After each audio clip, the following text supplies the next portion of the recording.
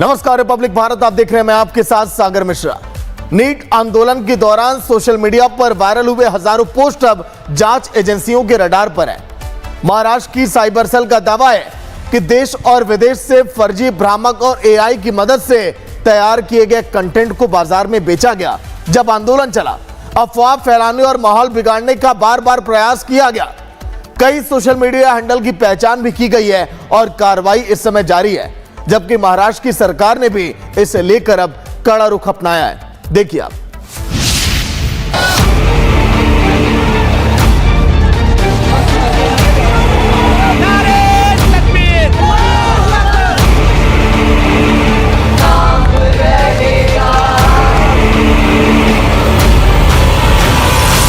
NEET आंदोलन और उससे जुड़े प्रदर्शनों के दौरान सोशल मीडिया पर देश विरोधी और भड़काऊ पोस्ट करने वालों के खिलाफ महाराष्ट्र की साइबर सेल ने बड़ी कार्रवाई शुरू कर दी है।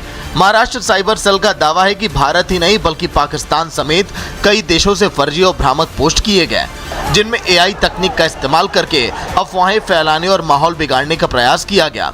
इस मामले में एफआईआर दर्ज की जा रही है और संबंधित लोगों से पूछताछ भी की जा रही है। वहीं महाराष्ट्र की सरकार के मंत्री नीतीश राणे ने भी इस पूरे मामले पर तीखी प्रतिक्रिया दी। नीट आंदोलन के दौरान सोशल मीडिया पर वायरल हुए हजारों पोस्ट अब महाराष्ट्र की साइबर सेल की जांच के दायरे में है। महाराष्ट्र की साइबर सेल का कहना है कि प्रदर्शन के दौरान और उसके बाद 4 दिनों तक सोशल मीडिया पर बड़ी संख्या में ऐसे पोस्ट सामने आए, जिनका मकसद अफवाह फैलाना, सांप्रदायिक तनाव पैदा करना और कानून व्यवस्था को प्रभावित करना था। साइबर सेल के मुताबिक 229 भारतीय सोशल मीडिया हैंडल और 100 से ज्यादा विदेशी अकाउंट जांच के दायरे में आए हैं। इनमें पाकिस्तान, बांग्लादेश और मलेशिया से भी संचालित कई अकाउंट शामिल बताए गए। वहीं कई भ्रामक पोस्ट में एआई का इस्तेमाल भी किया गया। 140 पोस्ट में एआई का इस्तेमाल और फर्जी कंटेंट और डीपफेक वीडियो तैयार किए गए। एक्स पर भारत के 34 और विदेश के 21, फेसबुक पर भारत के 23 और विदेश के 17, जबकि यूट्यूब पर भारत के 15 और विदेशों से संचालित 7 ऐसे अकाउंट हैं जो कार्रवाई के दायरे में आए हैं। इन सभी पोस्ट को अब सोशल मीडिया से हटाया जा रहा है। जिन लोगों को इस राइट से कोई लेना देना नहीं है, बल्कि वो देश के बाहर बैठे हुए सो कॉल्ड हमारे कंट्रीज जिनके हमारे संबंध उतने अच्छे नहीं हैं, वहां से लोग बहुत बड़ी संख्या में ऐसी पोस्ट डाल रहे हैं जिससे कि राइट्स और फैले, जिसमें बहुत ही सेंसेशनलिज्म का यूज किया गया है। स्करिलस, मैलिफाइड, मैलिशियस पोस्ट डाली गई हैं। प्रॉपर केयरफुल फिल्टरिंग की गई है एक एक पोस्ट की, जिसमें कि इंडिया बेस्ड हैंडल्स हैं लगभग 329, which is 76.7% of the total, और बाहर के जो हैंडल्स हैं 100 से ज्यादा है। वो कंट्रीज हैं Malaysia, Pakistan, Indonesia and parts of Singapore. Maharashtra cyber के एडीजीपी यशस्वी यादव के मुताबिक कई पोस्ट पूरी तरह भ्रामक थे और उन्हें तैयार करने में आर्टिफिशियल इंटेलिजेंस यानी कि एआई का इस्तेमाल किया गया। जांच में ऐसे पोस्ट भी सामने आए जिनमें दावा किया गया कि जंतर मंतर पर करोड़ों लोग जमा हो गए हैं, जबकि साइबर विभाग का कहना है कि यह दावा पूरी तरह से फर्जी था। एक अन्य पोस्ट में पीएम के इस्तीफे की झूठी खबर फैलाई गई। वहीं एक वीडियो में केंद्रीय मंत्री की आवाज और बयान को एआई वॉइस क्लोनिंग और मॉर्फिंग के जरिए बदलकर वायरल किया गया। साइबर विभाग का कहना है कि पाकिस्तान से संचालित कई एपीटी ग्रुप फर्जी सामग्री फैलाने में एक्टिव पाए गए हैं। सोशल मीडिया पोस्ट्स को फिल्टर किया गया जो कि बहुत ज्यादा शरारती हैं, मैलिफाइड हैं, साथ ही साथ डिफेमेटरी हैं, और तो और राइट्स को इंसाइट कर रही हैं और ऐसी बातें बोली जा रही हैं जो कभी उस व्यक्ति ने बोली ही नहीं है। डीप फेक्स का या आर्टिफिशियल इंटेलिजेंस का भी उपयोग किया गया। महाराष्ट्र की साइबर सेल का यह भी कहना है कि जिन लोगों ने देश विरोधी या भड़काऊ सामग्री पोस्ट की, उनके खिलाफ कानूनी कार्रवाई की जाएगी। ऐसे मामलों में एफआईआर दर्ज की जा रही है और संबंधित लोगों को समन भेजकर पूछताछ की जाएगी। विभाग का यह भी कहना है कि बड़ी संख्या में ऐसे पोस्ट महाराष्ट्र से भी किए गए हैं, जिनकी जांच अभी जारी है।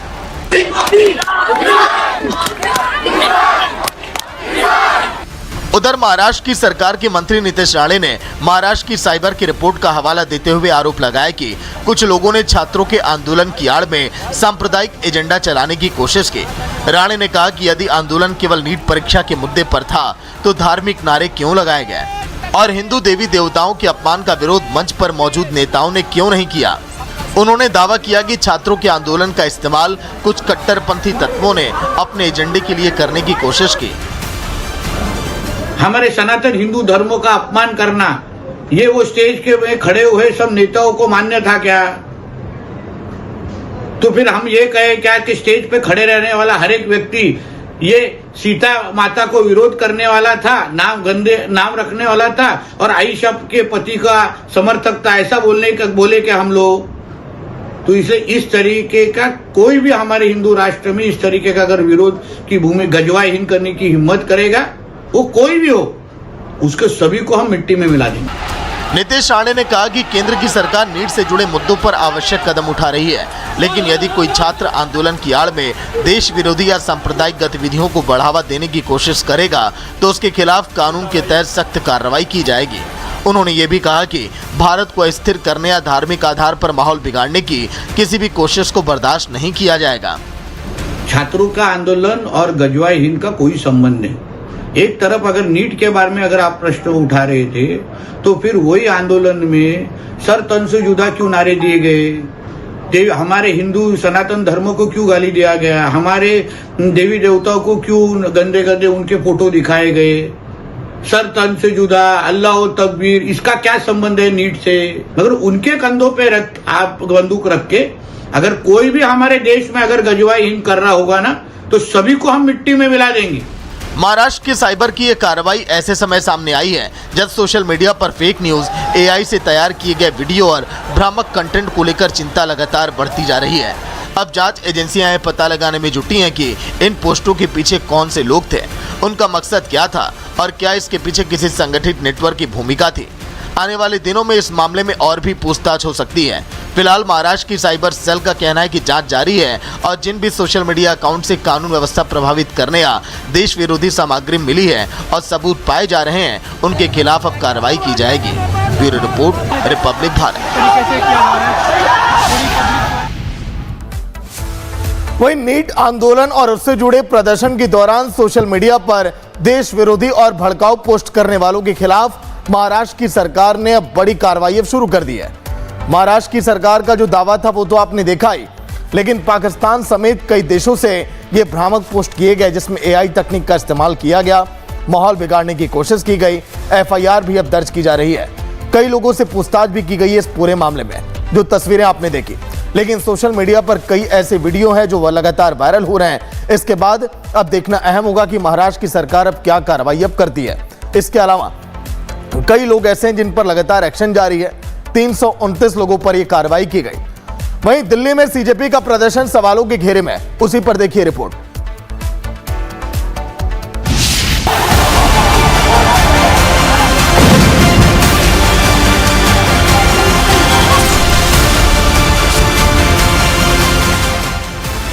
देश की राजधानी दिल्ली में प्रदर्शन के नाम पर अराजकता, हिंसा और अश्लीलता परोसने वालों का चेहरा अब बेनकाब हो गया है। देश सीजेपी का चाल, चरित्र और अश्लील चेहरा देख चुका है। प्रदर्शन के नाम पर जंतर मंतर पर जिस तरीके की भाषा का इस्तेमाल किया गया, प्रदर्शन के नाम पर जिस तरीके से हिंसा फैलाई गई, छात्र आंदोलन के नाम पर जिस तरीके की अश्लील और अमर्यादित शब्दों का इस्तेमाल किया गया, उससे साफ हो गया है कि ये छात्रों के हित की बात करने वाले लोग नहीं हैं। ये सीजेपी के गुंडे हैं जिनका सिर्फ एक ही मकसद था, देश को हिंसा की आग में झोंकना। और अब दिल्ली पुलिस की जांच और फेस रिकॉग्निशन सिस्टम यानी कि एफआरएस के जरिए भी चौंकाने वाले खुलासे हुए हैं। दिल्ली पुलिस के मुताबिक एफआरएस के जरिए प्रदर्शन में शामिल ऐसे हजारों लोगों की पहचान की गई जो पेशेवर अपराधी हैं। दिल्ली पुलिस के एफआरएस डेटा के मुताबिक सीजेपी के प्रदर्शन में 2873 क्रिमिनल शामिल थे, जिन पर लूट, हत्या, दुष्कर्म जैसे गंभीर मामले दर्ज हैं। एफआरएस के जरिए प्रदर्शन में शामिल अपराधियों की पहचान की गई है। दिल्ली पुलिस ने सीजेपी के प्रदर्शन में शामिल इन पेशेवर अपराधियों की तस्वीरें भी जारी की हैं। अब आप भी इन चेहरों पर गौर फरमाइए। ये वही अपराधी हैं जिन पर हत्या, लूट, डकैती और दुष्कर्म जैसे गंभीर मामले अलग अलग जिलों में दर्ज हैं। पुलिस के मुताबिक इनकी पहचान अलग अलग जिलों से हुई है और जांच आगे बढ़ाई जा रही है। अब सवाल यह है कि छात्रों के नाम पर बुलाए प्रदर्शन में ऐसे पेशेवर क्रिमिनल्स का क्या काम था। ये सवाल इसीलिए खड़े हो रहे हैं क्योंकि सीजेपी के प्रदर्शन में शामिल 2873 क्रिमिनल्स में से 989 पर गंभीर अपराधों का पुराना रिकॉर्ड है। इनमें 101 अपराधियों पर हत्या का केस दर्ज है। प्रदर्शन में शामिल 62 बदमाशों पर हत्या की कोशिश का केस है। 284 अपराधियों पर लूट और डकैती का केस है। 2873 क्रिमिनल्स में 61 पर रेप का केस है। 6 बदमाशों पर पॉक्सो एक्ट के तहत केस दर्ज है। 25 लोगों पर महिलाओं के साथ छेड़छाड़, 229 लोगों पर आर्म्स एक्ट के तहत केस, 135 बदमाशों पर झपटमारी का केस, 19 बदमाशों पर अपहरण का केस और 67 बदमाशों पर नशीले पदार्थों की तस्करी का केस। जाहिर है, प्रदर्शन में शामिल इन पेशेवर अपराधियों का मकसद देश की राजधानी को हिंसा की आग में झोंकना था, छात्रों को भड़काकर देश में अराजकता फैलाना था। लेकिन सबसे बड़ा सवाल यह है कि इन अपराधियों को छात्रों के प्रदर्शन में किसने बुलाया था? क्या पेशेवर अपराधियों को प्रदर्शन में शामिल करना साजिश का हिस्सा था? क्या सीजेपी बताएगी कि अपराधी छात्रों के प्रदर्शन में कैसे आए? क्या हिंसा भड़काने के लिए इन अपराधियों को बुलाया गया था? बहरहाल, दिल्ली पुलिस की जांच और एफआरएस के जरिए प्रदर्शन में शामिल अपराधियों की पहचान के बाद सीजेपी का प्रदर्शन फिर सवालों के घेरे में है। अब इन अपराधियों का चेहरा सामने आने के बाद देश अब सवाल पूछ रहा है कि छात्रों के प्रदर्शन में हत्या, डकैती, दुष्कर्म, लूटपाट, महिलाओं के साथ छेड़छाड़ और नशीले पदार्थों की तस्करी करने वाले क्या करने आए थे? क्या ये जंतर मंतर पर किसी बड़ी साजिश को अंजाम देने आए थे? Bureau report, Republic Bharat. वहीं पंजाब यूनिवर्सिटी देश की सबसे प्रतिष्ठित यूनिवर्सिटी में से एक गिनी जाती है, लेकिन इसी की अगर बात करें तो कैंपस में एक होनहार पीएचडी की छात्रा की दर्दनाक मौत हो गई, जिसने कई बड़े सवाल अब खड़े कर दिए हैं। रेवाड़ी की रहने वाली ज्योति अपने हॉस्टल से क्लास की तरफ जा रही थी, लेकिन रास्ते में करंट लगने से उसकी मौत हो गई। अब मौत कैसे हुई, क्योंकि इसके पहले भी कई बार लापरवाही की शिकायत हो चुकी है। छात्रा की जान चली गई, लेकिन उसके बाद भी अब बदहाल सिस्टम ये मानने के लिए कॉलेज का तैयार नहीं है। देखिए आप।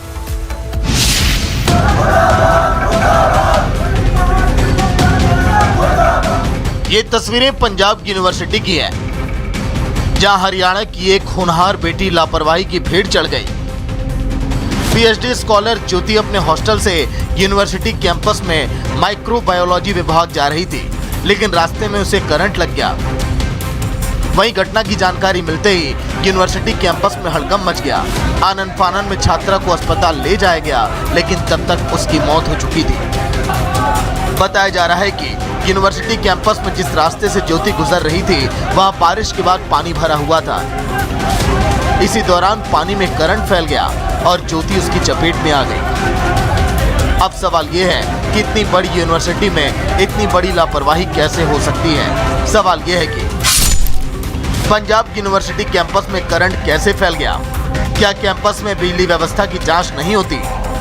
क्या बारिश के मौसम में विशेष सावधानी नहीं बरती गई? क्या कैंपस में छात्रों के लिए सुरक्षा के कोई इंतजाम नहीं थे? क्या विश्वविद्यालय प्रशासन बिजली व्यवस्था की जांच नहीं करता?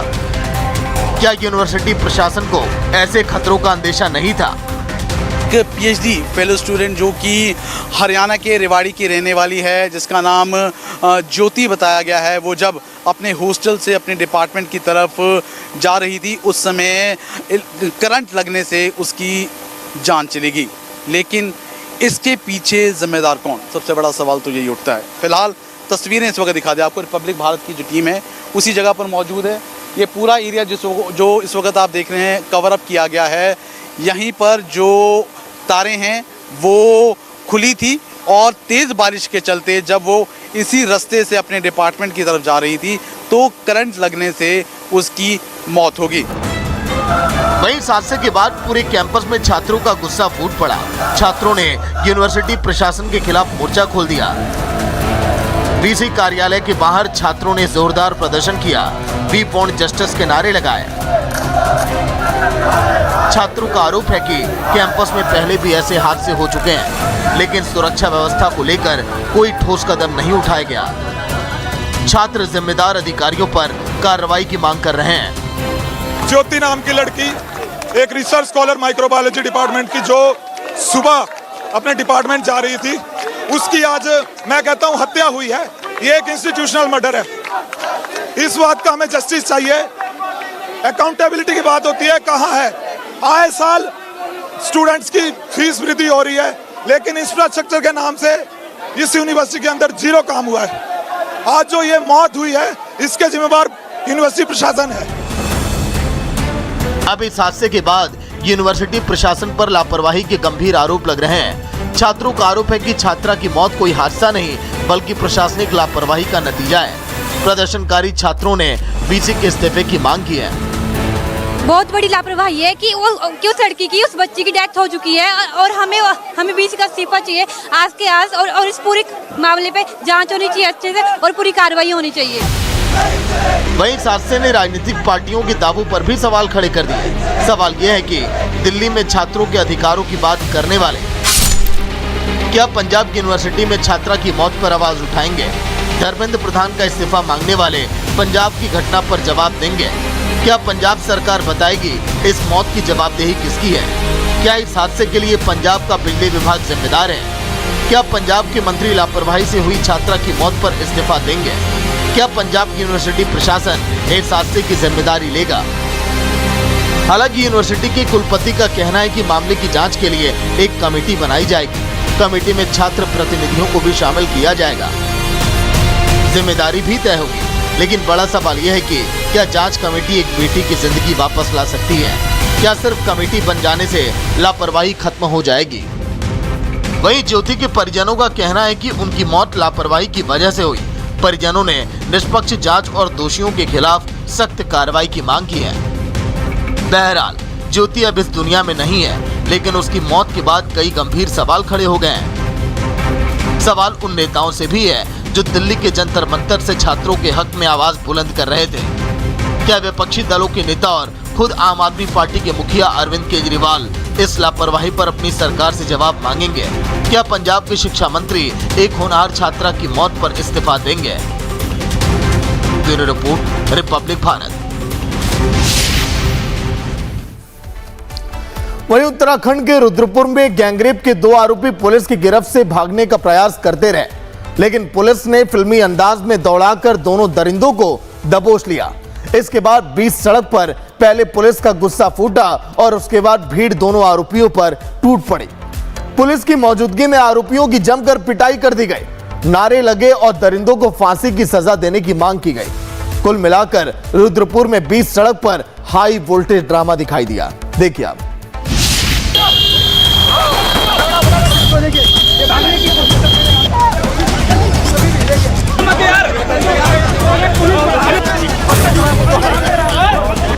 ये तस्वीरें बता रही हैं कि गैंगरेप के आरोपियों को बचकर निकलने का मौका नहीं मिला। रुद्रपुर गैंगरेप केस के 2 आरोपी पुलिस की गिरफ्त से भागने की कोशिश करते हैं, लेकिन कुछ ही मिनटों में पुलिस उनके पीछे दौड़ पड़ती है। फिल्म स्टाइल में पीछा होता है और दोनों आरोपी दोबारा पुलिस के शिकंजे में आ जाते हैं। इस घटना को देखने के लिए सड़क पर भारी भीड़ जमा हो जाती है। भागने की कोशिश के बाद पुलिस का भी सब्र का बांध टूट जाता है। बीच सड़क पर सैकड़ों लोगों के सामने दोनों आरोपियों की जमकर धुनाई होती है। पुलिसकर्मी थप्पड़ और डंडों की बरसात करते दिखाई देते हैं। दरअसल ये वही आरोपी हैं जिन पर एक युवती के अपहरण और सामूहिक दुष्कर्म का आरोप है, और शायद यही वजह थी कि मौके पर मौजूद लोगों का गुस्सा भी 7वें आसमान पर था। पुलिस की कार्रवाई के बाद भीड़ का गुस्सा भी फूट पड़ा। लोग आरोपियों को चारों तरफ से घेर लेते हैं, लात और घूंसे चलते हैं, धक्का मुक्की होती है। गुस्साई भीड़ आरोपियों को कड़ी से कड़ी सजा देने की मांग करने लगी। इस दौरान माहौल इतना तनावपूर्ण हो गया कि कुछ देर के लिए हालात बेकाबू नजर आने लगे। तस्वीरों में आप देख सकते हैं कि भीड़ इतनी उग्र हो गई कि आक्रोशित लोगों से दोनों आरोपियों को बचाना पुलिस के लिए भी चुनौती बन गया। हालात इतने बेकाबू होने लगे कि पुलिस को हल्का बल प्रयोग कर लोगों को पीछे हटाना पड़ा और कड़ी मशक्कत के बाद दोनों आरोपियों को पुलिस वाहन तक पहुंचाया गया। दरअसल स्थानीय लोगों का गुस्सा इन दोनों आरोपियों के खिलाफ यूं ही नहीं फूटा।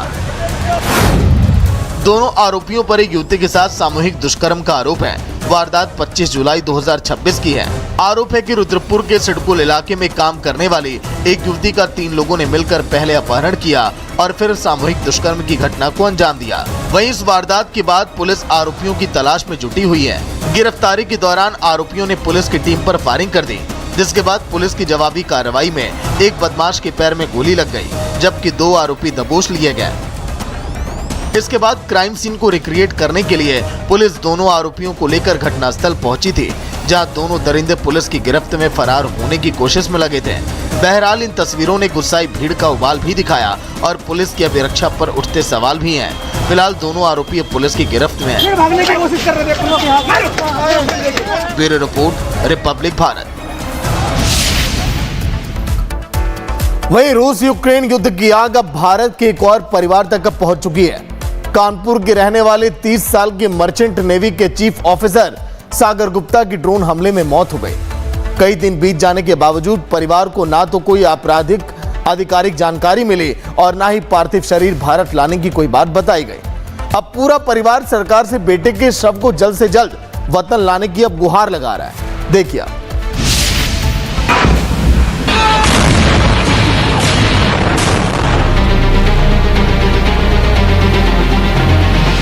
रूस और यूक्रेन के युद्ध में कानपुर के एक परिवार की खुशियां हमेशा के लिए उजड़ गई। कानपुर निवासी 30 वर्षीय सागर गुप्ता, जो मर्चेंट नेवी में चीफ ऑफिसर के पद पर तैनात थे, युद्ध की चपेट में आकर अपनी जान गंवा बैठे। सागर A1 नेविगेटर कंपनी के जरिए मर्चेंट नेवी में काम करते थे और ड्यूटी के दौरान उनका जहाज रूस की तरफ जा रहा था। परिजनों के मुताबिक 18 तारीख को जब जहाज रूस की तरफ बढ़ रहा था, तभी उस पर ड्रोन से हमला किया गया। बताया जा रहा है कि हमले के दौरान सागर जहाज के डेक पर पहुंचे ही थे कि ड्रोन अटैक की चपेट में आ गए। इस हमले में उनकी मौत हो गई। परिवार को इस दर्दनाक घटना की जानकारी 21 तारीख को मिली। घटना के कई दिन बीत जाने के बावजूद परिवार का कहना है कि अब तक ना तो शिपिंग कंपनी की ओर से कोई जानकारी दी गई और ना ही किसी सरकारी विभाग के आधिकारिक तौर पर पूरी जानकारी साझा की गई। इसी वजह से परिवार की चिंताएं और अब बढ़ती जा रही हैं। परिजन लगातार सरकार से पार्थिव शरीर को भारत लाने और हर जरूरी सहायता उपलब्ध कराने की मांग कर रहे हैं। अटैक ड्रोन का शिप के आगे हुआ, जिससे वो लोग भागे नीचे की ओर, और दूसरा अटैक उसी ठीक 10 सेकेंड के अंदर ग्राउंड फ्लोर पे हुआ, जिस समय वो सीढ़ी से उतर रहे थे, जिसके कारण उनकी ऑन द स्पॉट वहीं पे डेथ हो गई। यहाँ के जो विधायक है उनसे, उसके अलावा एक IAS ऑफिसर है उनसे, तो क्या कुछ आश्वासन मिला आपको? कि हम बहुत जल्दी कोशिश कर रहे हैं। अब आश्वासन ही दे सकते हैं वो लोग भी, क्योंकि अब देखिए जो बात है, अगर कोई बॉडी फॉरेन में है तो देखिए उनके भी कुछ प्रोसेस होते हैं। सागर गुप्ता अपने पीछे मां रमा गुप्ता, पत्नी शालू गुप्ता, 5 साल की बेटी गौरी और महज 7 महीने के बेटे कृष्ण को छोड़कर चले गए।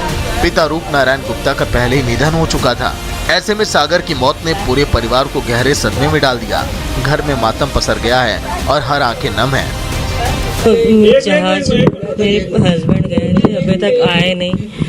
कब से इंतजार हो रहा था, अभी तक 17 तारीख को कॉल आई, तब से कॉल भी नहीं आई है हमारे पास। अभी जब तक हम देखेंगे नहीं तब हम नहीं, भरोसा है, जब तक हम देखेंगे नहीं। बड़े भाई मनीष और परिवार की चारों बहनों का कहना है कि उनका सबसे बड़ा इंतजार सागर के पार्थिव शरीर के भारत लौटने का है, ताकि पूरे सम्मान के साथ उनका अंतिम संस्कार किया जा सके। परिवार ने केंद्र और राज्य सरकार से अपील की है कि इस मामले में जल्द हस्तक्षेप कर पार्थिव शरीर को वतन लाने की प्रक्रिया तेज की जाए। रूस यूक्रेन युद्ध हजारों किलोमीटर दूर जरूर है, लेकिन उसकी कीमत कानपुर का एक परिवार अपने सबसे बड़े सहारे को खोकर अब चुका रहा है। अब परिवार की सिर्फ एक ही मांग है, सागर का पार्थिव शरीर जल्द से जल्द भारत लाया जाए, ताकि उन्हें अंतिम विदाई दी जा सके। सरकार और संबंधित एजेंसियों की अगली कार्रवाई पर पूरे परिवार की निगाहें टिकी हुई हैं। रूस यूक्रेन युद्ध में जान गंवाने वाले कानपुर के सागर गुप्ता का परिवार इस समय गहरे सदमे में है। परिवार का आरोप है कि कई दिन गुजर जाने के बाद भी अब तक उन्हें कोई आधिकारिक जानकारी नहीं मिली। सबसे बड़ी मांग यह है कि सागर का पार्थिव शरीर जल्द भारत लाया जाए, ताकि पूरे सम्मान के साथ उनका अंतिम संस्कार किया जा सके। Bureau report, Republic Bharat.